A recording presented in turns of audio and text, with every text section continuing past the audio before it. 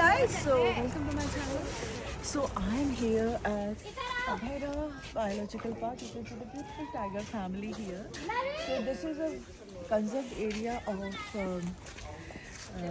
Forest department of Kota and यहाँ पे बहुत अच्छी बायोडाइवर्सिटी है. यहाँ पे अभी मुझे बता रहे थे, देखिए ये भालू को कैच करने के लिए एक पूछता है, भालू आके इन लोगों के साथ बैठ जाता है तो उसको पकड़ के सेफ जगह ये लोग छोड़ते हैं. तो इसमें देखिए there is a honey bottle and when भालू moves in and they will just shutter it down और फिर उसको एक सेफ जगह पे ये लोग छोड़ देते हैं.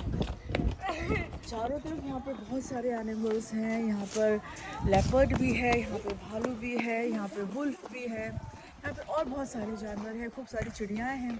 I can see lot of kites here flying high in the sky. So guys this is in heaven, ecological heaven. So guys like and subscribe.